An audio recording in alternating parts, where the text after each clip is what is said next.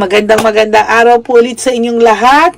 No, today po ay magbibigay naman ako ng situation 4. Yan, no. So tingnan po natin ano ang magiging natin sa situation 4. We will see, no.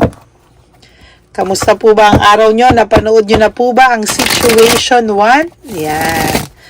Tingnan po natin kung ano po ang makikita natin sa situation 4. Kasi parang nabitin ako kanina kasi parang I feel habang ginagawa ko po yung reading, no, para pong nakakita ako ng may something, no. So kukunin ko po yung situation 4. 1, 2, 3, 4, 5, 6, 7, 8, 9, 10. Okay. Babalik tayo sa dati, no. Kasi kanina talagang na-excite ako. Binasahan ko talaga. But now, we'll see, no? 1, 2, 3, 4, 5, 6, 7. Sige, gawin ko 8, 9, 10. Okay, tag-10 sila.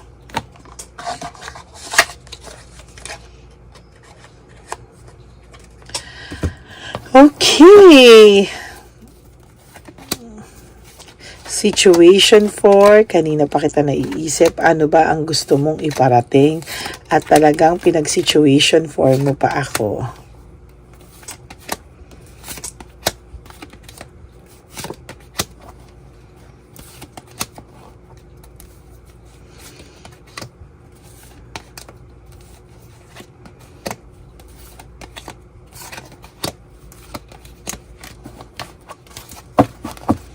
Okay? Are you ready for situation 4? Tingnan po natin. Oh my God. Heartbreak, suffering, and grief. Ito po ang binigay niya sa'yo na sobra kang nasaktan at ito din po ang ibinalik sa kanya ng Divine Universe. Meaning, kung ano po yung binigay niya sa'yo, bumalik po sa kanya ng doble. No? Doble po yung binalik sa kanyang pain or malas or karma. No? Ayan, no. Talaga ngayon po ay medyo hirap po tong taong to, no. Sa lahat ng aspeto, most especially sa financial. Ang taong po ito ay nakakaramdam ng insecurity and disappointment sa ngayon, ano. Baka po meron kasing nagsasabi dito na mas naging okay ka nung nawala siya, mas okay ka pa daw po nung nawala siya, mas gumanda pa yung buhay mo or umayos ka or pwede may nagsabi na naka-move on ka na, no? Ayan, yan yung sinasabi ko, no? May nagsabi na naka-move on ka na, may success ka na.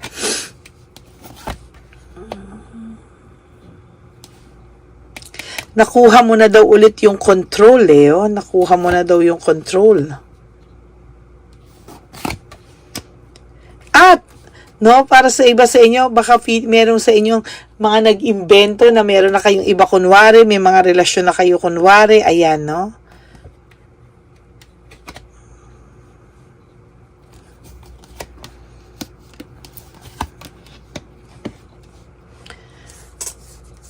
So far, okay naman yung nakikita ko, no?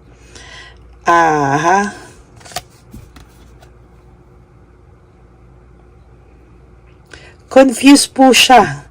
So far, okay, nakikita ko sa iyo, may unexpected good luck ka.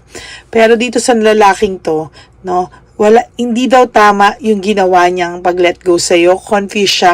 Sana daw nilaban ka na lang niya. Sana hindi ka niya sinaktan. Sana nilaban ka na lang niya. Yun ang ganda. Kaso, parang, kung yan yung pakiramdam niya, di ba? Di ka daw niya dapat sinaktan. Okay, fine. Dapat nilaban ka niya. Pwede ka pa rin naman niyang ilaban eh. Sa totoo lang. Kaya lang, sa tindi ng ginawa niya sa'yo, sa sakit na ginawa niya sa'yo, parang hindi na rin niya kayang ilaban ka pa. Kasi wala siyang lakas ng loob, ilaban ka. Ang masaklap lang dito, this person has too much pride eh, no? Kaya ganyan ang nangyari sa kanya.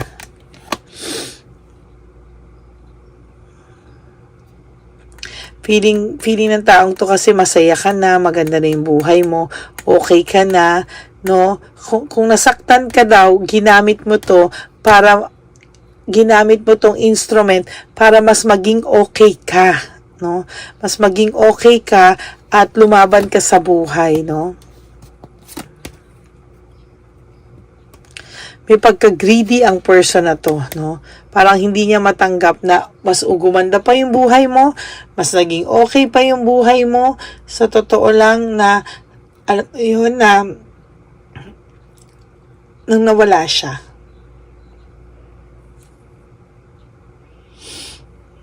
Ayan yun.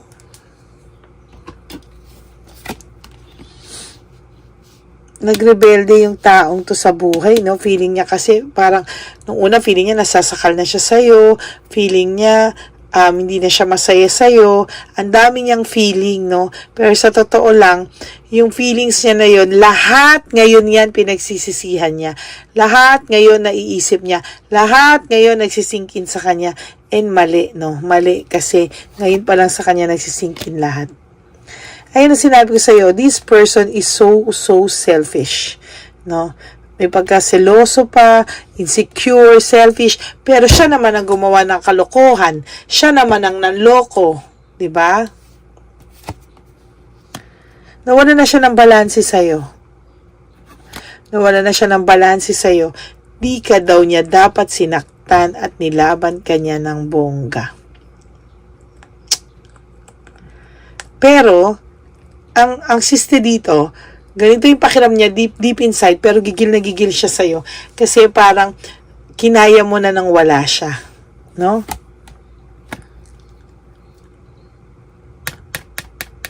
Bored ang taong to ngayon, no? Bored na bored.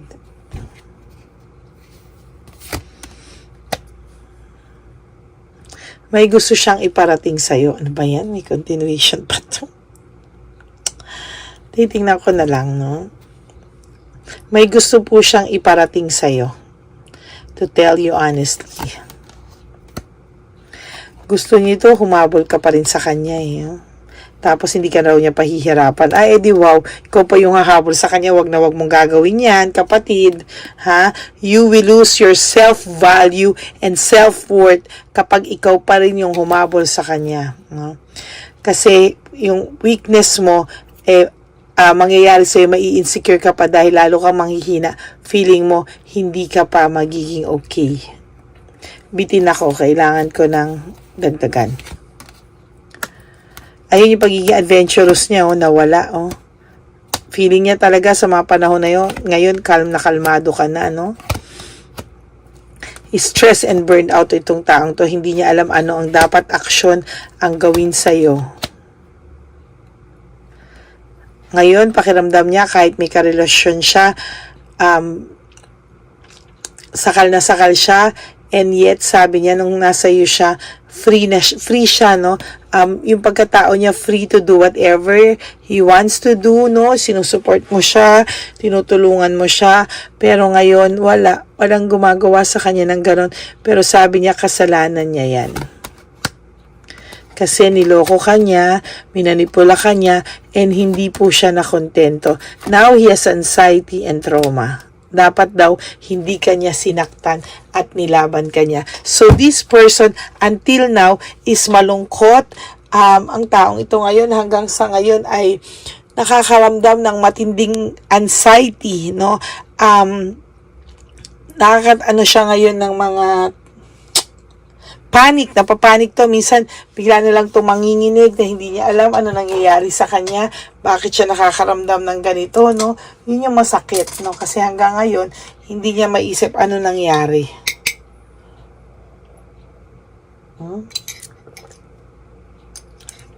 Hindi niya maisip ano nangyari.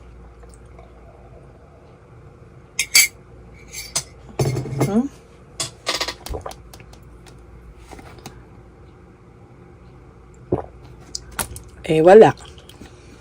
Dinesisyonan mo yan, No? Tas hanggang ngayon, mas importante pa yung sa ego and pride mo, wala kang ginagawa. So, you deserve that. You really deserve that. So, yun po ang ating situation 4. Di ka daw niya dapat sinaktan at nilaban ka pa daw niya dapat nilaban ka niya, no? So, yun po, no? masaklap lang po nung kasi kanina sabi hindi ka daw niya sana hinayaang mawala. Ngayon di daw niya dapat sinaktan at nilaban ka niya. Panay ka, sana, gumising ka, lumaban ka. No, gawin mo, wag magpakalalaki ka or magpakatao ka, magpakatao ka na lang, no, para kahit na, sorry po, nanggigigil ako, no, na humingi ng kapatawaran kung anong kailangan, no, wag kang duwag, gawin mo kung ano ang nararapat para sa'yo. Para sa ikabubuti mo, para sa ikabubuti niyong dalawa, o habulin mo to habang kaya mo pa, kasi pag ito tuluyan ka nang nilet go nito dahil inisip niya mas importante ang ego mo, ang pride mo, wala ka nang babalikan. Nanggigigil ako sa'yo. So that's it for situation 4, no? Hindi ka daw niya sana sinaktan at inilaban ka niya.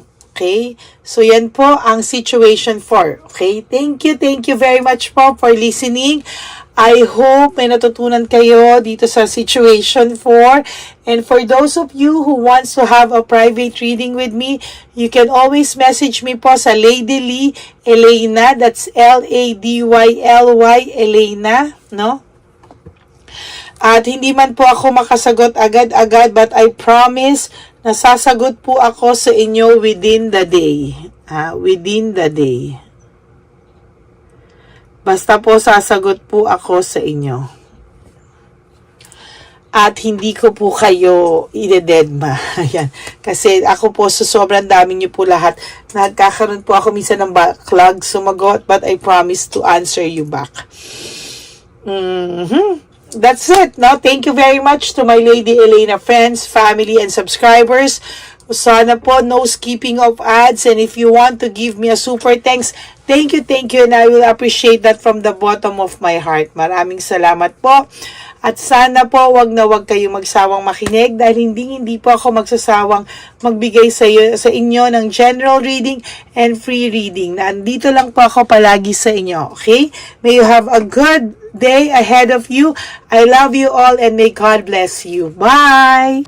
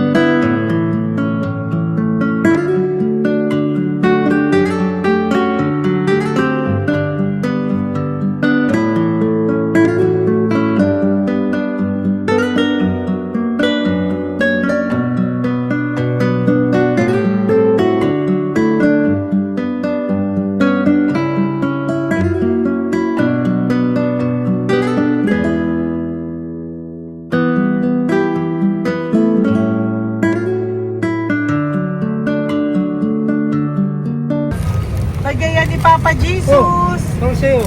Ito pa no. Go ahead. Pera. Wala na, that's it? Ito po pera. Ito pa pera, oh. Bigayan ni Papa Jesus. Kain mo yan, ha? Wala ka ng pera dyan, ha? Okay lang kami, okay lang kami. Para sa iyo yan, para sa iyo. Yan ang isip niya. Pagkain mo yan, ha? Saan ka pa? Bye-bye. Yung pagkain mo kunin. Bakit? Lagay mo lang po dito. Pati po. Taga po, may bibigay lang po kami sa'yo. Bigay po ni Papa Jesus. Yan, para po sa'yo yan. Ingat po.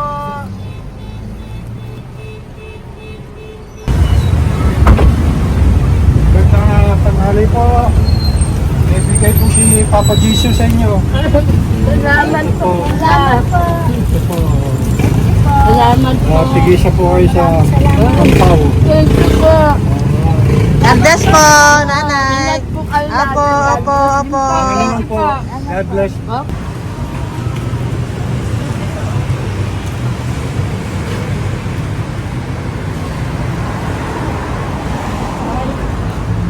Bigay po ni Papa Jesus sa inyo.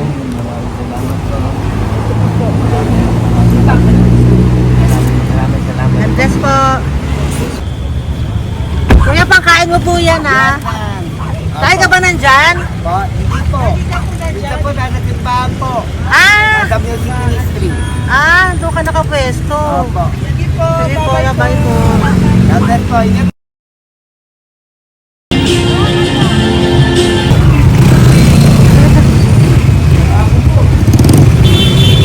Pagkakit po si Papa Jesus.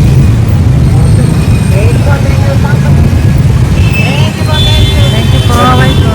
Meron pa eh. Yo, bigay po ni Papa Jesus. Salamat po. Yun.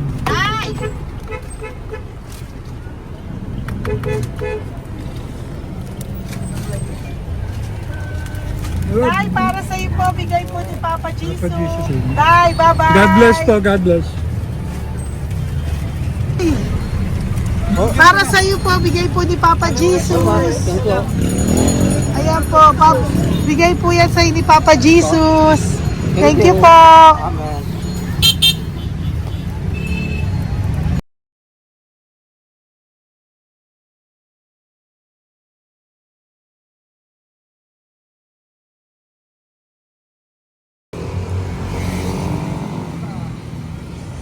Bigay ni Papa Jesus. Kaya ko pagkain ato ko, ah. Madami mong aso, kuya. Alaga mo lahat yan?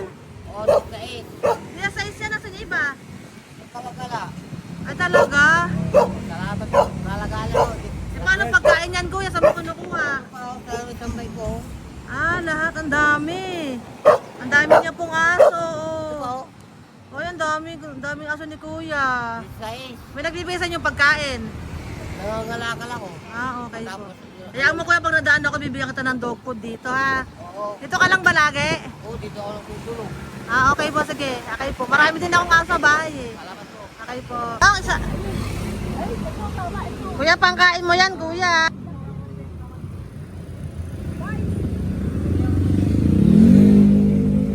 Nangangalakal ka, kuya? Sige po, thank you po. Maraming salamat, ma'am. May pagkain ka, nanay. Sa hirap ng buhay ngayon. Ba't nandito ka, nay? Tagasan ka ba? Yung arthritis ang sakit ko eh. Tagasan ka ba, nay? Sa plado eh. Sa Pladway. Oo. Okay po.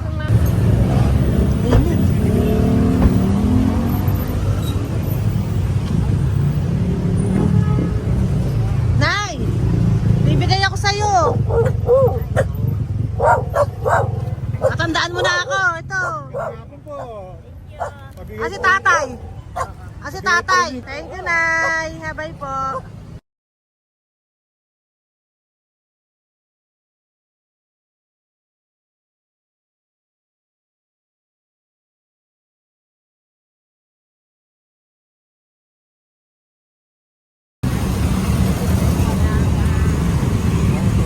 God bless, Tay. Thank you po.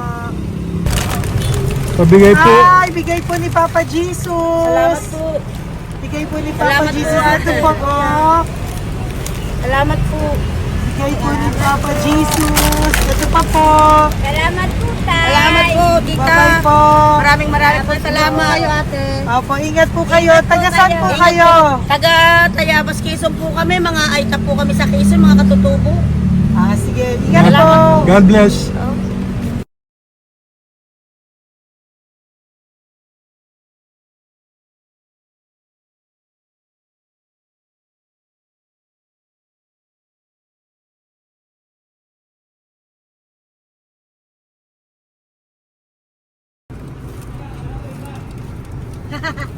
Tay, Tinatawag niya bigay po ni Papa Jesus. Thank you po.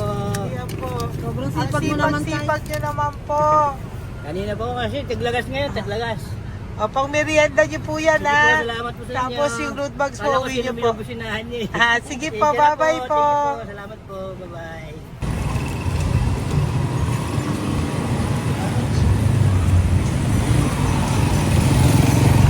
Brother! Basta, mabigay ni Papa Jesus ang sa'yo. Ang kaya mo yan, ba't hindi ka makatayo? Na ano ka? Okay. Sige, bye-bye. Hello po. Tama. Para sa inyo po, bigay ni Papa Jesus. Thank you very much. Sige po, bye-bye po. God bless you. Tay, magandang hapon po. Bigay po ni Papa Jesus. Ito pa po, Tay. Para sa inyo po. Bye-bye po.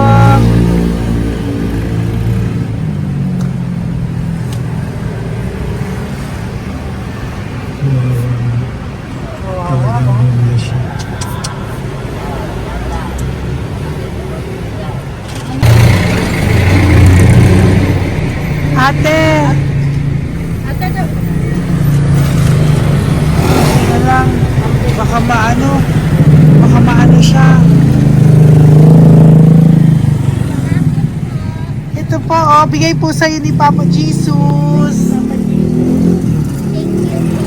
Ito pa po, pera po. God bless po. Okay. Taga saan ka po? Sige, ingat ka po, Hello po, magandang hapon po. Ano po? Bigay po sa'yo ni Papa Jesus. Thank you, madam. Tsaka ito pa po, para po sa'yo. Salamat. Thank you po, ingat po. Thank you, ma'am. Sige po. Salamat. Akala ko, ma'am, bibili. Ay, hindi po, para sa'yo po yan. Bye-bye Thank you, po. ma'am.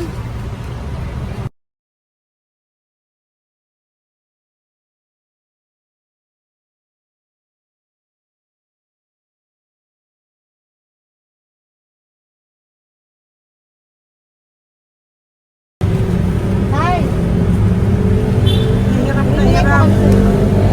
Bibigay po ako ng grupo. Hirap na hirap Dito siya. po tayo, dito pa kabila. Hindi mo siya lies pa yan. Kawawa naman.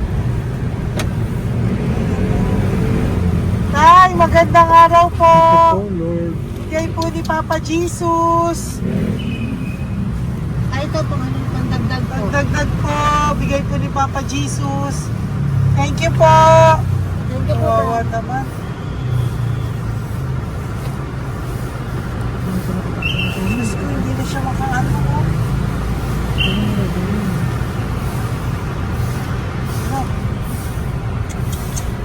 Tama, may tataligin lahat. Ano kami yun, narinig ko lang. Siyempre, ang bigat niyan.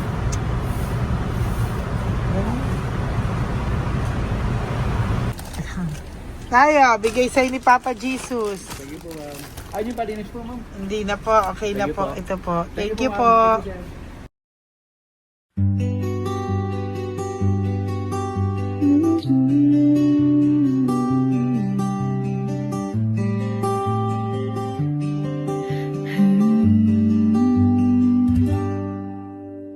Nasa panahon ako ng kalungkutan, panahon na hindi ko alam ang gagawin.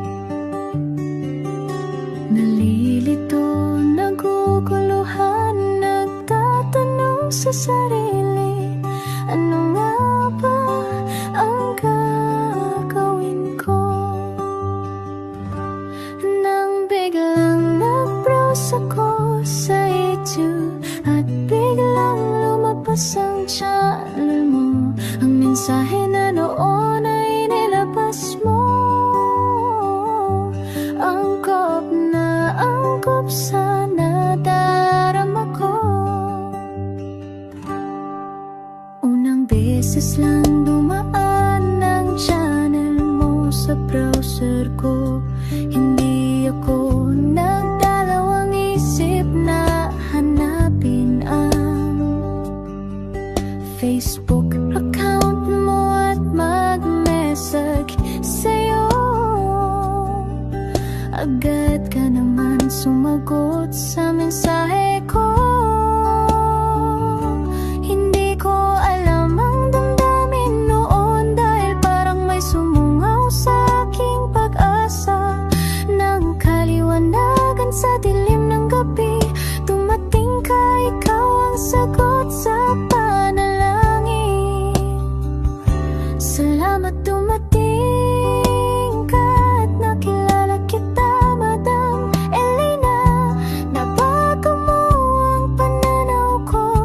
Noon ay malabo, ngunit ngayon ay may linaw na tinatahak. Salamat sa Diyos, ikaw isang anghel